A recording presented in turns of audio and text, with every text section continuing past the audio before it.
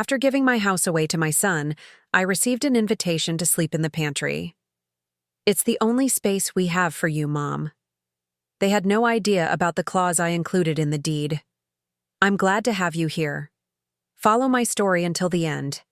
And comment the city you're watching from, so I can see how far my story has reached."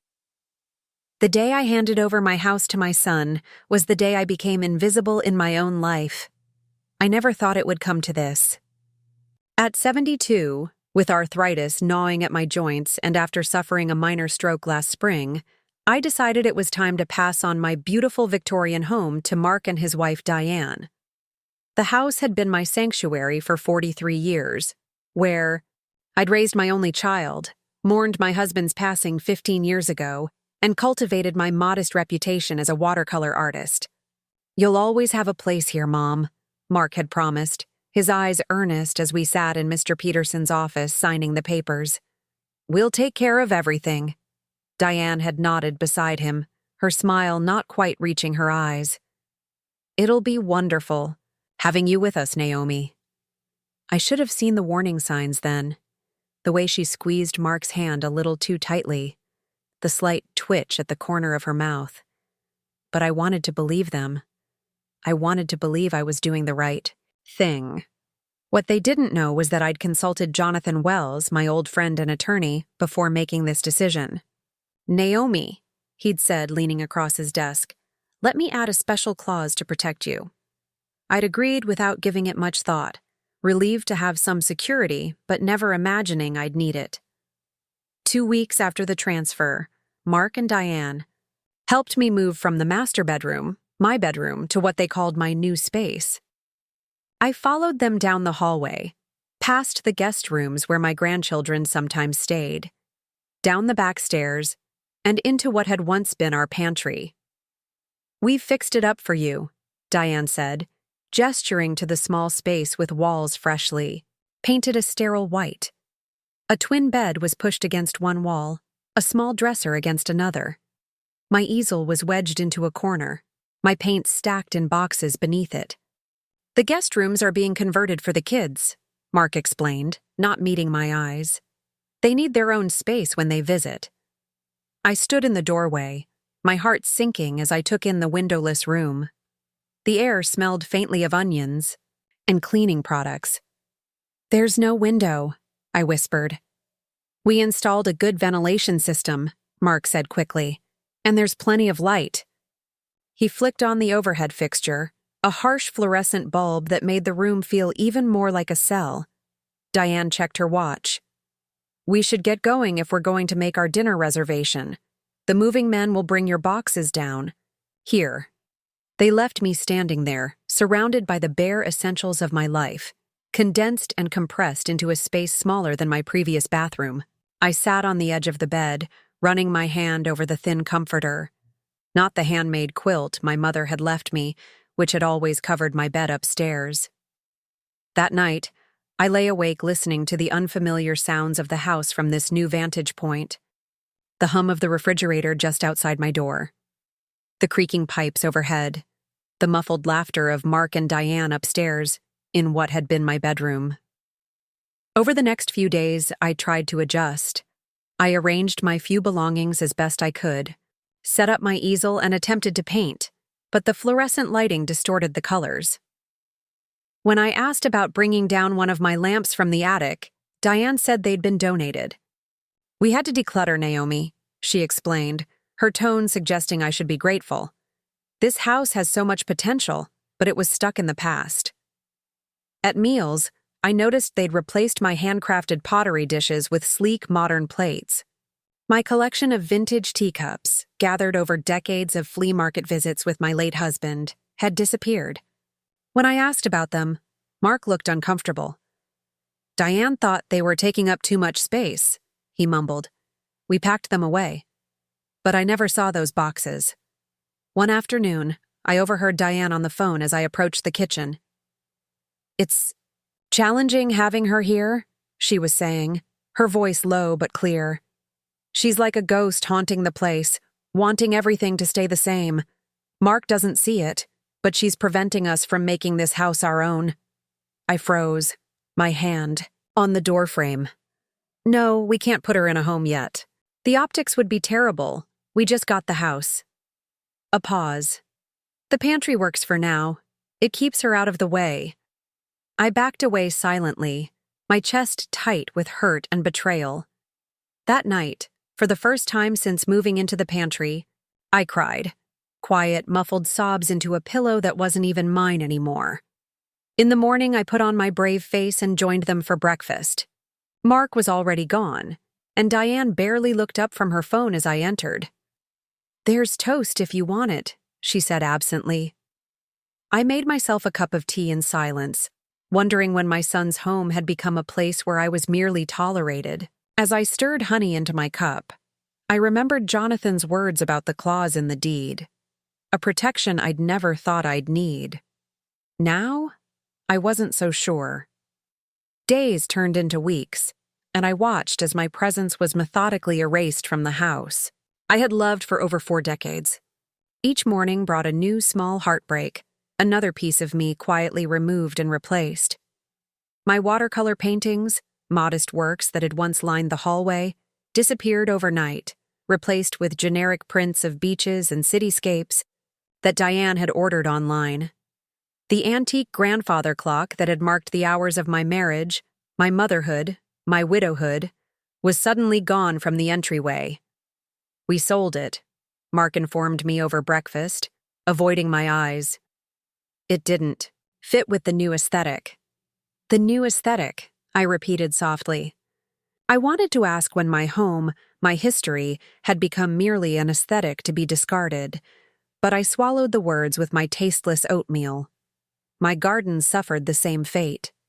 The roses I had nurtured for 20 years, the hydrangeas that bloomed, in brilliant blues each summer, the herb garden I had tended daily, all ripped out and replaced with what Diane called low-maintenance landscaping. Gravel paths and spiky ornamental grasses now stood where my flowers had once danced in the breeze. "It's more modern," Diane explained when she caught me staring out the window at the transformation. "And honestly, Naomi, you weren't able to maintain it properly anymore. It was becoming an eyesore." I nodded silently, another piece of my heart breaking. The garden had been my solace after Robert died, each bloom a reminder that beauty continued even after loss. Now it was gone, deemed unnecessary, inconvenient, like me. The day I found my Boston fern, a plant I'd kept alive for 15 years, in the garbage bin behind the house, something shifted inside me. I retrieved it, its fronds bent and damaged, but still alive, and brought it back to my pantry room. Under the harsh fluorescent light, I promised it we would both survive this. But surviving became increasingly difficult as my isolation grew. I often heard Diane's friends visiting, their laughter floating down from the living room I was no longer invited to use. During these gatherings, Diane would casually mention that I should stay in my room to rest. "Mom's not feeling well today," she would say loudly enough for me to hear through the thin wall. "The doctor says we need to keep her quiet." There was no doctor. There was no illness, except perhaps the slow sickness of being erased from my own life. One Thursday afternoon, I overheard Diane talking to her friend Melissa in the kitchen, just outside my door. "It's such a burden," Diane sighed dramatically.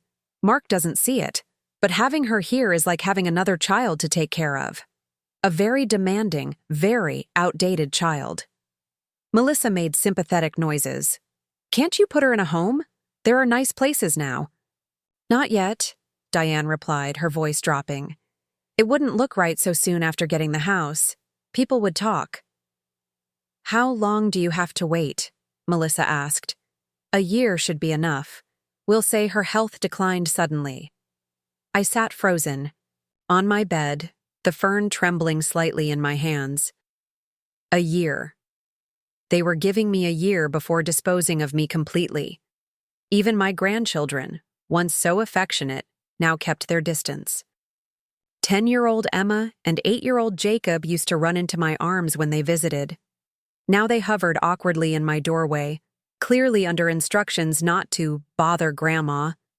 "Grandma needs her rest," Diane would say, steering them away. You can say hello, but then let her be.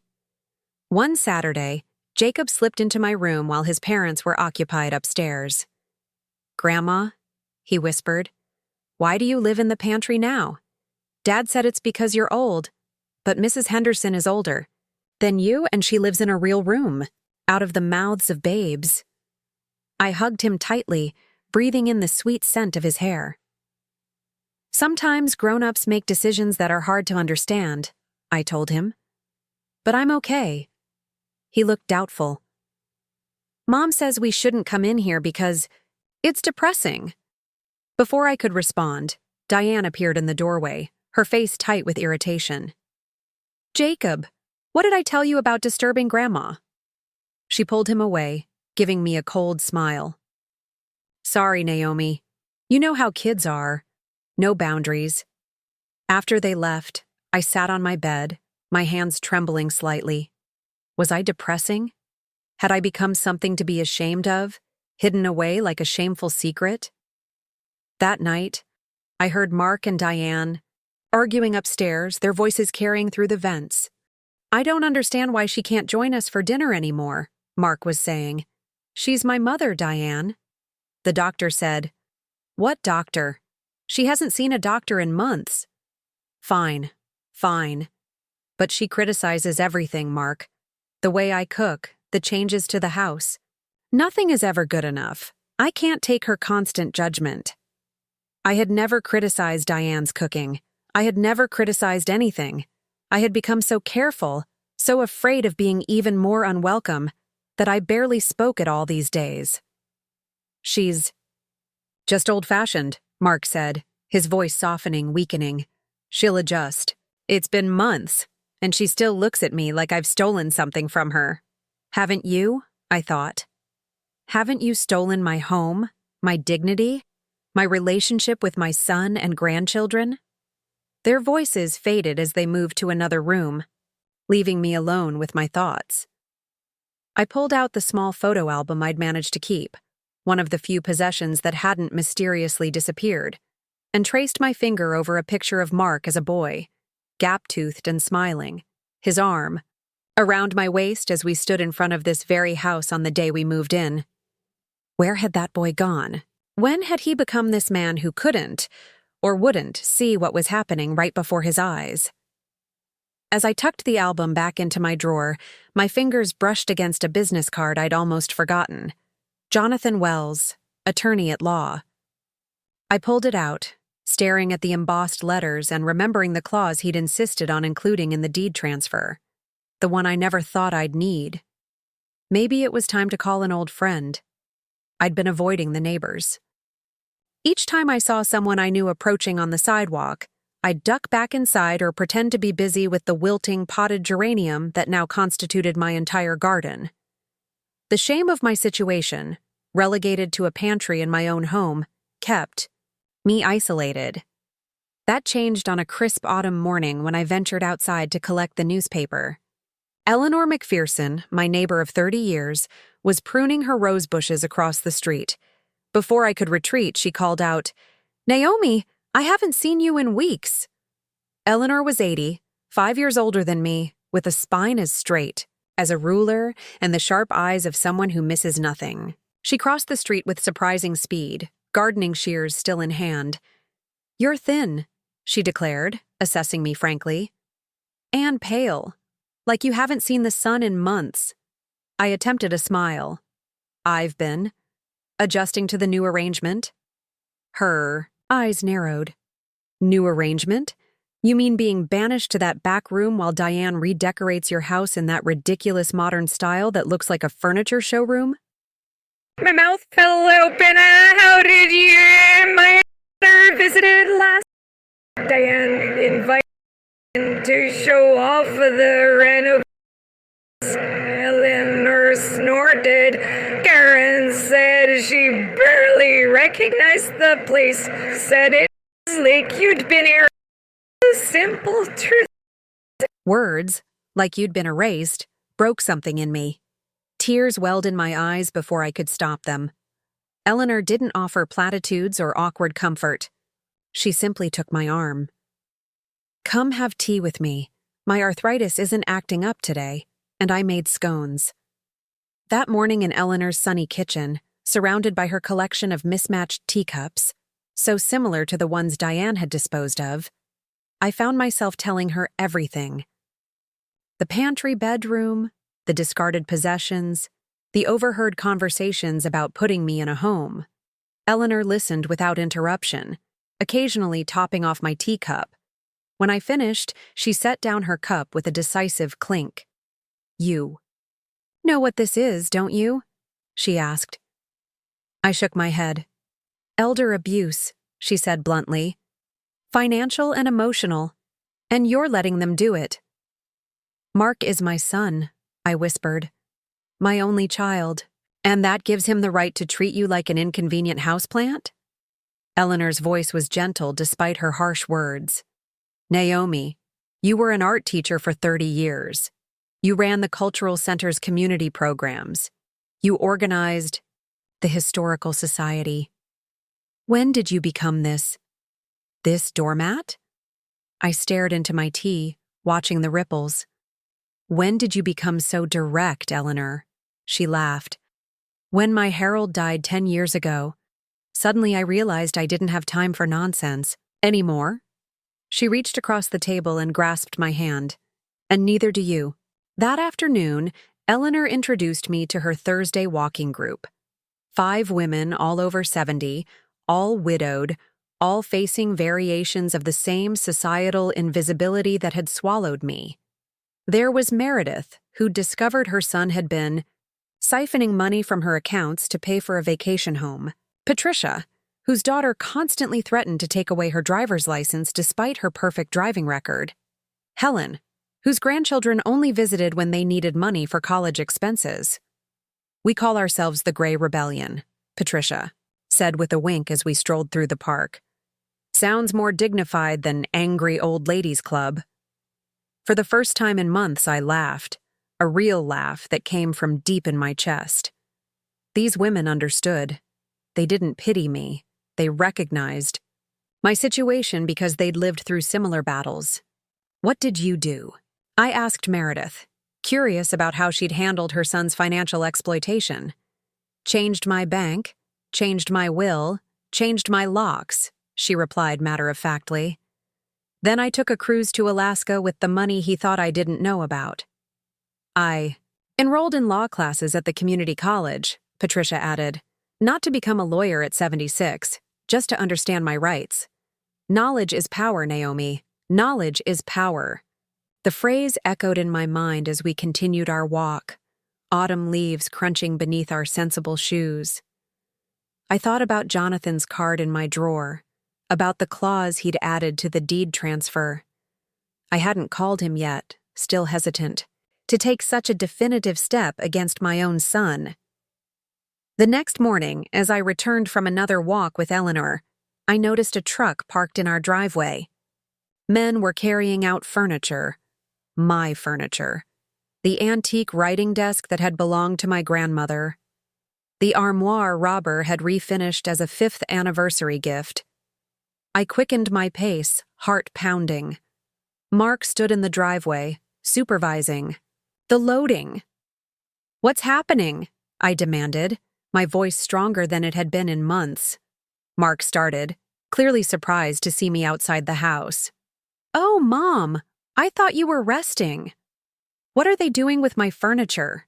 I pressed. He shifted uncomfortably. "We're updating the guest room. These pieces don't fit the new design." "Those aren't just pieces," I said, watching as the men struggled with the armoire. "That's my history. Your father made that." Mark had the grace to look ashamed, but his voice hardened. "It's not practical anymore, Mom. We need to move forward." "Forward? By erasing the past?" I gestured to the truck. "Where is it all going?" "The consignment shop on Maple Street," he admitted. "They gave us a fair price, as if my memories could be valued by strangers who saw only old wood and outdated styles." Later that evening, I slipped out and walked to the consignment shop. There in the window sat my grandmother's writing desk, price tag dangling from the drawer pull. Through the glass, I could see the armoire against the back wall, Robert's careful craftsmanship reduced to a vintage find for someone's country chic decorating scheme. As I stood there, the light fading around me, I pulled out my phone and Jonathan's card. It was time to understand exactly what that clause meant. It was time to reclaim my power. Jonathan Wells's office hadn't changed in the 15 years since I'd last visited. The same leather chairs, the same wall of law books, the same framed diplomas. Even Jonathan himself, though his hair had gone from salt and pepper to completely white, maintained the same thoughtful demeanor and patient smile. "Naomi," he said, rising to greet me. "It's been too long." I settled into the chair across from his desk, clutching my purse tightly. "I need to know about the clause, Jonathan. The one you added to the deed transfer." He nodded, pulling out a file. "I wondered when I'd be seeing you. Hoped I wouldn't, to be honest." "Things haven't gone as expected," I said. The understatement of the year. Jonathan's eyes softened with understanding. He extracted a document from the file and handed it to me. "Section 4, paragraph C," he directed. I scanned the legal jargon until I found the passage. "In the event that the grantor, Naomi Catherine Wright, is subject to neglect, mistreatment, or unsuitable living conditions while residing on the property, the grantor reserves the right to revoke the property transfer. Such revocation must be supported by documented evidence of said conditions and will result in full legal ownership reverting to the grantor." My hands trembled slightly as I looked up. "This is legally binding?" "Completely," Jonathan confirmed. "Mark signed it, though I doubt he read it thoroughly. Most people don't." He leaned forward. "Naomi, what's happening in that house?" I told him everything. The pantry bedroom, my discarded possessions, the isolation, the overheard plans. As I spoke, Jonathan took notes, occasionally asking for clarification. When I described finding my furniture in the consignment shop, his pen paused. "They're selling your personal property without consent?" I nodded. "Items I never included in the house transfer." Jonathan's expression hardened. "That's theft, Naomi. Plain and simple." "They're my family," I said weakly, the excuse sounding hollow even to my own ears. "Family or not, they're breaking the law." He set down his pen. "If you want to invoke the clause, you'll need evidence. Photos, recordings, witnesses. Anything that documents the conditions and treatment." I left Jonathan's office with a plan and a small digital recorder tucked in my purse. The weight of it felt both terrifying and empowering. I was no longer just enduring. I was gathering evidence. I was fighting back. The next day, Saturday, I took photos of my pantry room when no one was home. The narrow bed, the lack of windows, the inadequate storage. I photographed the empty spaces where my paintings had hung, visited the consignment, shop again to document my furniture with price tags attached. Eleanor accompanied me, providing moral support and serving as a witness. "You should have done this months ago," she muttered as we left the shop. "I kept hoping Mark would see what was happening," I admitted. "That he'd stand up to Diane." Eleanor patted my arm. "Hope is wonderful, Naomi. Action is better." That evening, I heard Mark and Diane arguing upstairs, a more frequent occurrence lately. Their voices carried through the heating vent near my bed, and this time, instead of trying to block them out, I activated the recorder. "We can't afford this renovation. Not after the kitchen and the landscaping," Mark was saying, his voice strained. "The realtor said the bathroom needs to be updated if we want top dollar," Diane insisted. I froze.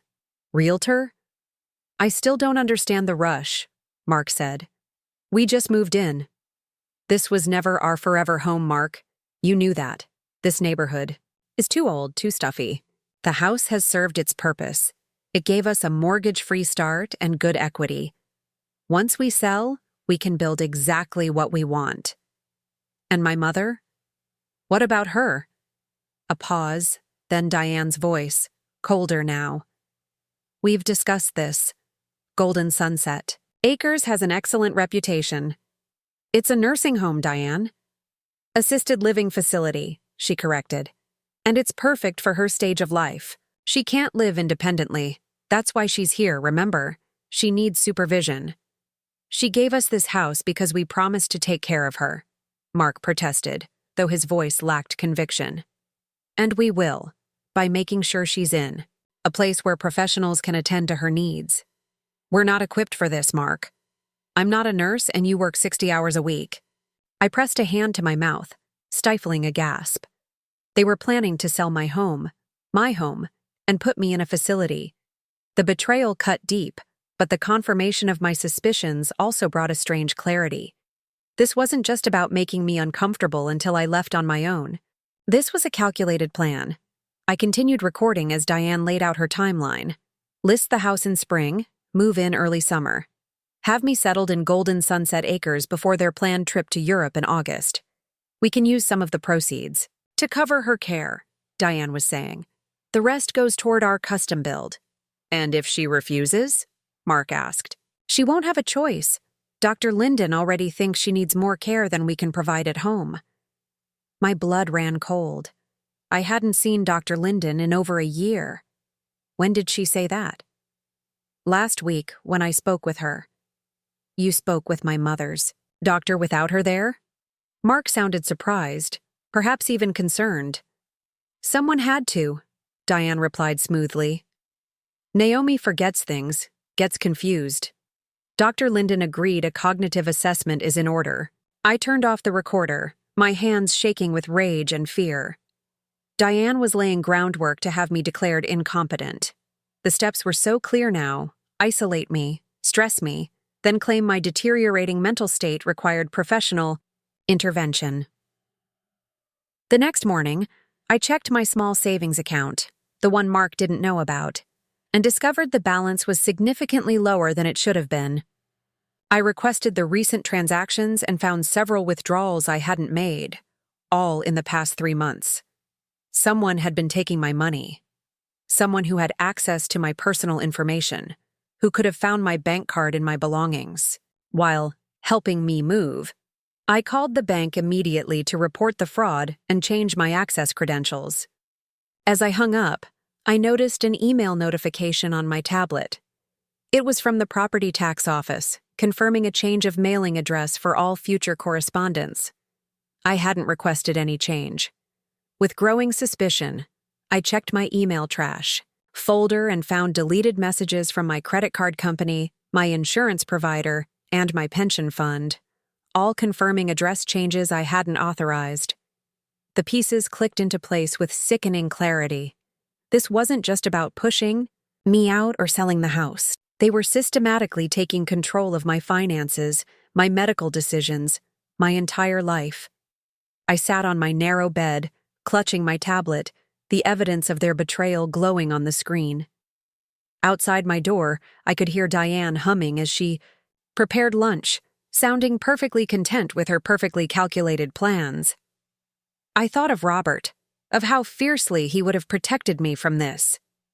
I thought of Mark as a little boy, looking up at me with trusting eyes, believing I could fix anything. But Robert was gone, and that little boy had grown into a man who was failing me in every way possible. No one was coming to save me.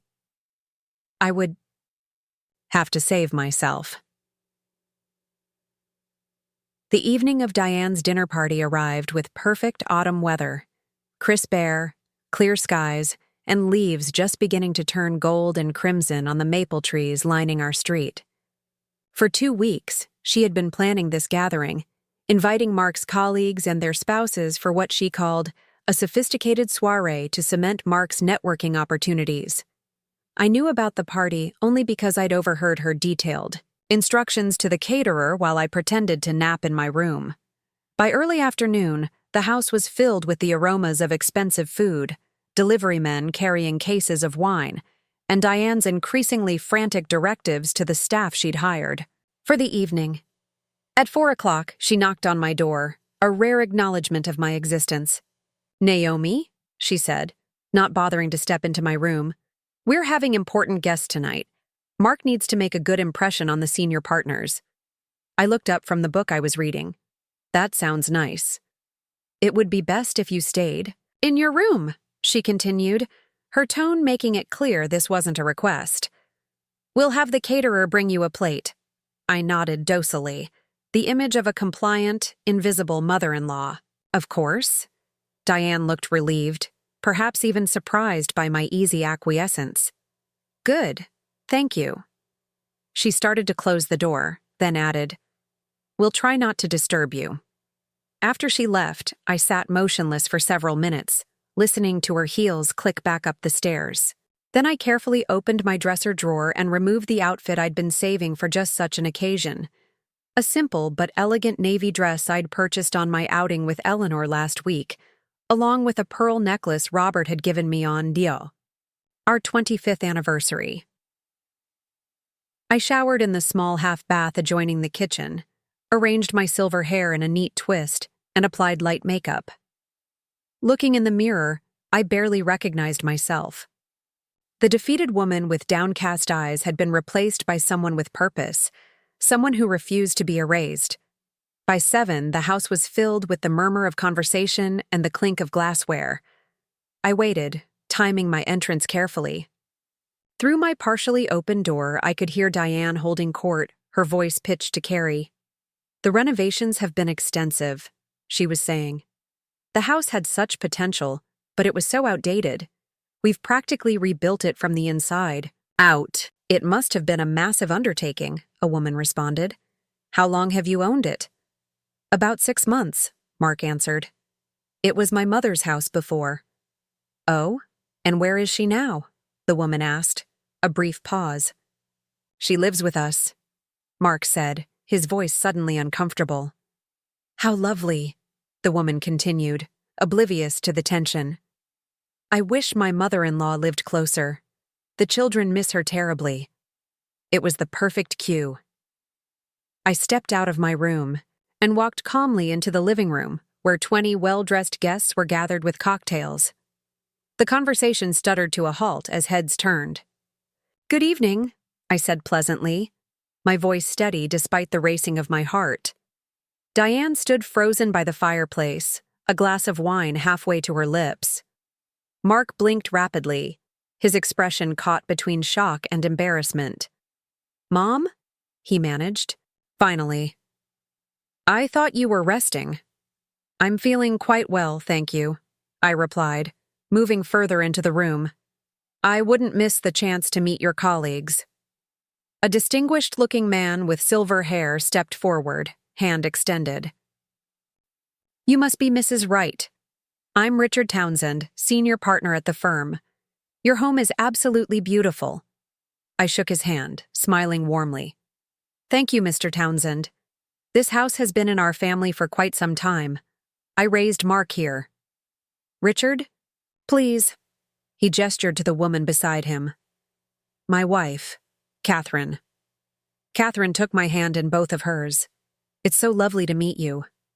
I was just saying how wonderful it must be for Mark and Diane to have you living with them." "It's been an adjustment," I said truthfully. "But family is family." Diane had recovered enough to approach, her smile brittle. "Naomi, I didn't realize you were joining us. Let me get you a drink." "Scotch? Neat, please," I said, naming the drink she knew I never touched. "And I'd love to hear more about how the renovations have been going. I haven't had much chance to see the changes from my room." Catherine's brow furrowed slightly. "Your room? Did you keep your master suite when Mark and Diane moved in?" Diane interjected quickly. "Mother's room is quite private. She prefers it that way." "Actually," I said, accepting a glass from a passing server, "I'm in what used to be the pantry. No windows, but the ventilation system is quite efficient." A ripple of awkward silence passed through the group. Richard cleared his throat while Catherine looked between me and Diane with barely concealed confusion. "The pantry?" she repeated. "But surely—" "It was a temporary arrangement," Diane cut in, her voice pitched higher than normal. While we renovated the guest rooms, 6 months is quite a long temporary period, I observed mildly, taking a small sip of the scotch and managing not to grimace at the burn, especially since the guest rooms were finished 3 months ago. Mark stepped forward, his expression pained. Mom, maybe we should show me the renovations? I finished for him. I'd love that, Mark. I haven't seen the upstairs in months. Before anyone could object, I was moving toward the staircase, trailing a wake of curious guests. Mark had no choice but to follow, along with several of his colleagues and their spouses. The master bedroom has been completely redone, I narrated as we ascended. It used to be quite traditional, handcrafted furniture, family quilts, paintings, by local artists.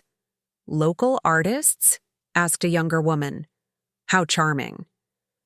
Yes, I taught art at the community college for 30 years, I explained. My students often gifted me their work. We reached the landing, and I led the impromptu tour, down the hallway to what had once been my room. Diane had indeed transformed it into a sterile, hotel-like space with generic artwork and not a trace of the warm, personal touches that had once made it mine. It's very contemporary, Richard's wife offered diplomatically. I nodded. Quite. A change. I moved to the closet, my closet, and opened it before Mark could stop me. And so spacious, much larger than the converted pantry downstairs. The awkwardness was palpable now. Diane appeared at the top of the stairs, her face flushed with anger and embarrassment. Everyone, dinner is being served, she announced, her voice tight. Shall we? The guests filed back downstairs, murmuring among themselves. I caught fragments of their whispered conversations. Can't believe. The pantry, of all places. If my son ever treated me that way. As I passed Diane, she gripped my arm, her nails digging into my skin. What do you think you're doing? She hissed. I met her gaze calmly. Introducing myself to my son's colleagues, is that a problem? You're embarrassing, Mark, she whispered, furiously. And yourself. I gently but firmly removed her hand from my arm. No, Diane, for the first time in months, I'm not embarrassed at all.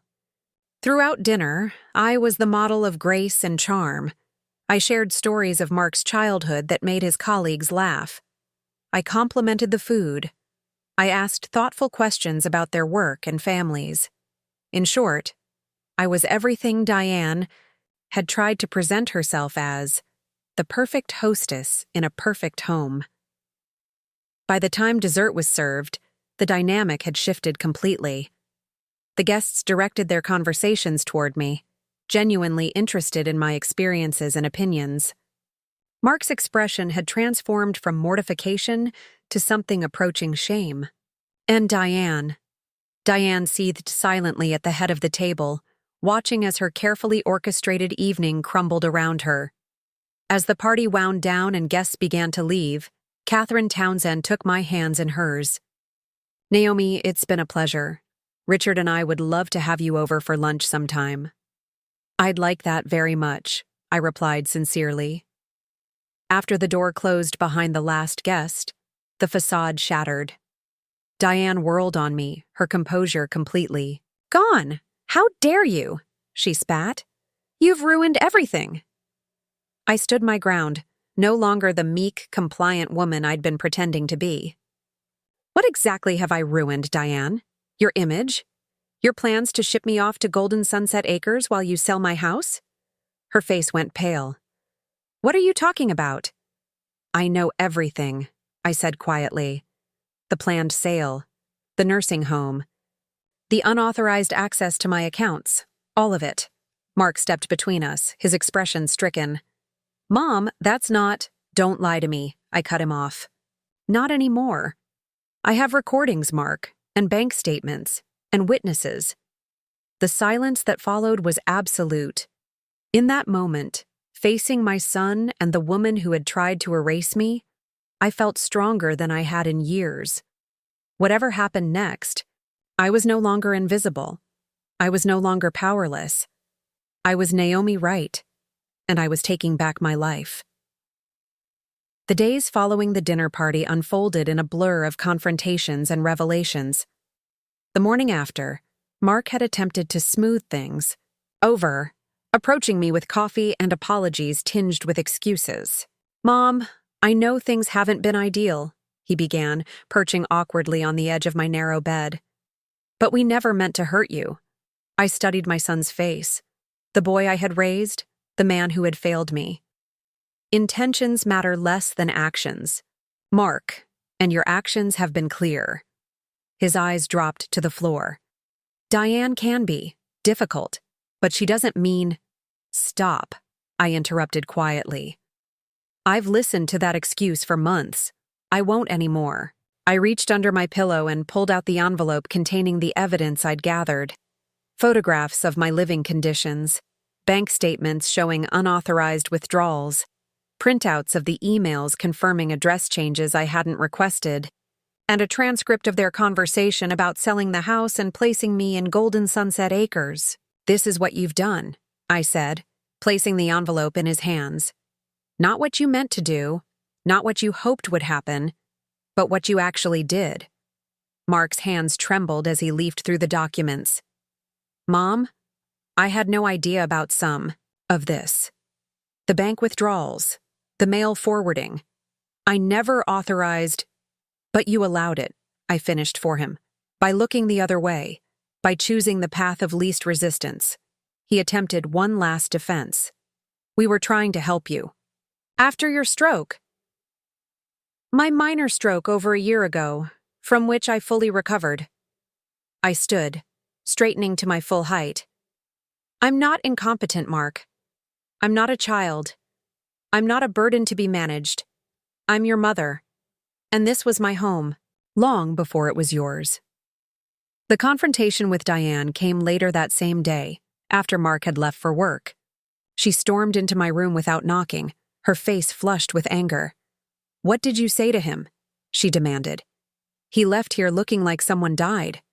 I remained seated on my bed, calm in the face of her fury. I showed him the truth. "What? Truth? That you're a manipulative old woman who can't accept change? Who can't let her son have his own life?" I smiled slightly, which only seemed to infuriate her more. "Is that what you tell yourself, Diane?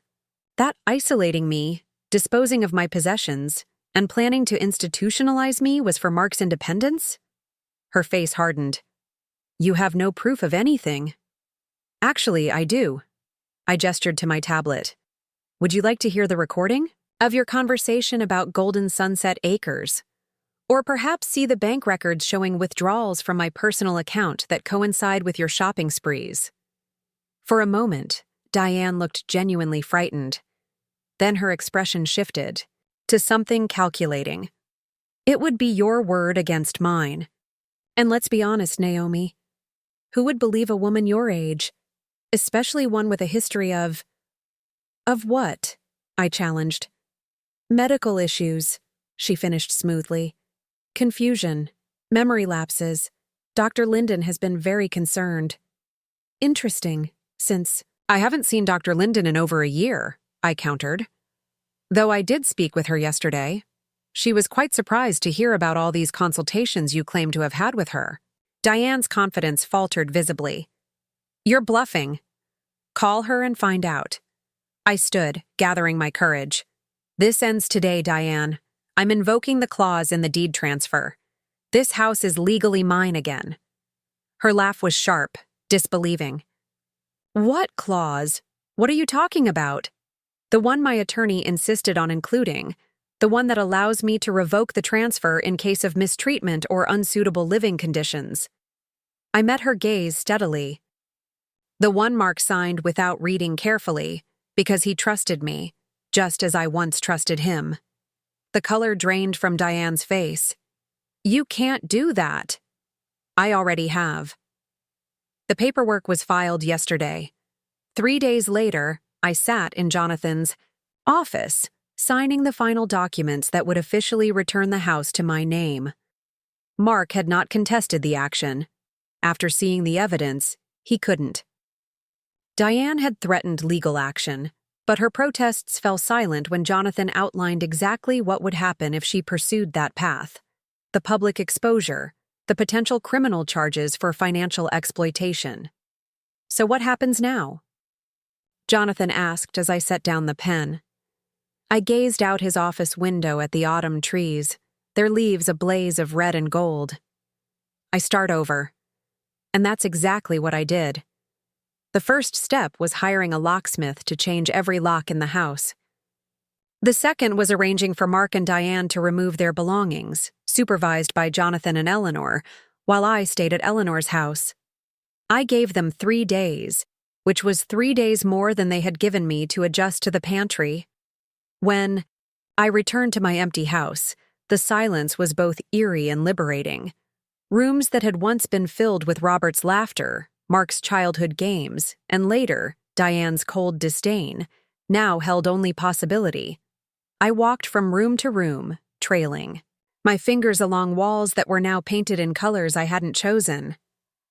The house felt both familiar and foreign, like meeting an old friend who has undergone dramatic surgery. I spent that first night back in the master bedroom, sleeping in a new bed I'd purchased. The first of many changes I would make to reclaim the space. In the morning light, I began making lists: furniture to buy, renovations to undo, colors to restore.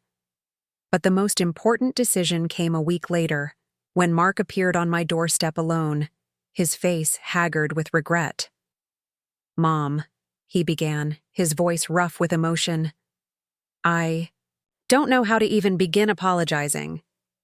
I studied my son, noting the dark circles under his eyes, the slump in his shoulders. "Where's Diane?" "Gone," he said simply. "After everything came out, after I really saw what had been happening, I couldn't stay with her." I nodded, unsurprised. "And now?" "Now I'm trying to figure out who I became," he admitted, "and how to find my way back to being someone you could be proud of." I didn't invite him in immediately. Some wounds take time to heal, and trust, once broken, isn't easily restored. "That's a journey you'll need to make on your own, Mark." Tears filled his eyes. "I know. I needed you to know I'm trying." I softened slightly. "I'm glad to hear that." As the weeks passed, my house transformed. Not back to what it had been, but into something new. I rehung the few paintings I'd managed to save and commissioned new ones from former students. I rescued my grandmother's writing desk from the consignment shop, paying far more than it had been sold for, but considering it worth every penny. Eleanor and the Grey Rebellion became regular visitors, filling my dining room with laughter and stories every Thursday afternoon. I converted the sunroom into an art studio, finally pursuing the serious painting I'd always postponed. And slowly, cautiously, I began rebuilding a relationship with Mark, setting clear boundaries and expectations. Diane never returned. I heard, through community gossip, that she had moved to another state, telling anyone who would listen that I was a difficult, manipulative old woman. Perhaps in her version of reality, that was true. I no longer cared. One crisp December morning, as I sat in my studio working on a watercolor of the winter garden, there was a knock at the door. Eleanor stood on the porch, a mischievous smile on her face. "Get your coat," she announced. "I've found us a house." A house? A duplex, actually. Side-by-side units, shared garden, separate entrances. She handed me a real estate listing. Perfect. For 2 independent old broads who might occasionally appreciate having someone next door. I studied the photograph of a charming craftsman-style building with a sprawling garden and wide front porches. "It's beautiful," I admitted. "But I just got my house back." Eleanor shrugged. "And now you can sell it on your terms, for your benefit. Use the money to travel, to create art, to live your life without shadows." I looked around at the house I had fought so hard to reclaim. It was mine again, but it was also heavy with memories, both beautiful and painful. The idea of a fresh start, a place without history, was suddenly appealing. What would I do with all this space anyway? I mused. Exactly, Eleanor nodded approvingly. So, are you coming to see it or not? I reached for my coat. Let me get my purse. 3 months later, I signed the papers selling my family home to a young couple with 2 small children. As I handed them the keys, I felt nothing but relief and good wishes. May their memories in this place be kinder than my most recent ones. Had been. Mark helped with the move to my new home. A gesture of reconciliation I accepted with cautious optimism. Our relationship was different now, more balanced. He was learning to see me as a whole person, not just his mother, and I was learning to set boundaries I should have established long ago. On my first evening in the new house, Eleanor and I sat on our adjoining porches, glasses of wine in hand, watching the sunset paint the sky in streaks of pink and gold. The gray rebellion would be arriving soon for a housewarming dinner. You know what I've been thinking? Eleanor said, breaking the comfortable silence. What's that? Home isn't always where you've been. Sometimes it's where you choose to go next. I raised my glass in a toast. To next chapters, then. To next chapters, she agreed. And to women who refuse to be filed away in pantries. I laughed, the sound free and genuine. At 72, I had lost a house and found a home. I had lost a son and found him again. Most importantly, I had lost myself and then, against all odds, discovered a stronger, braver version waiting to emerge. The sun dipped below the horizon, painting the new garden in golden light. Tomorrow I would plant rose bushes along the fence, set up my easel in the east-facing window, and begin again, not as Mark's mother or Robert's widow, but simply as Naomi, a woman with a future still unfolding before her.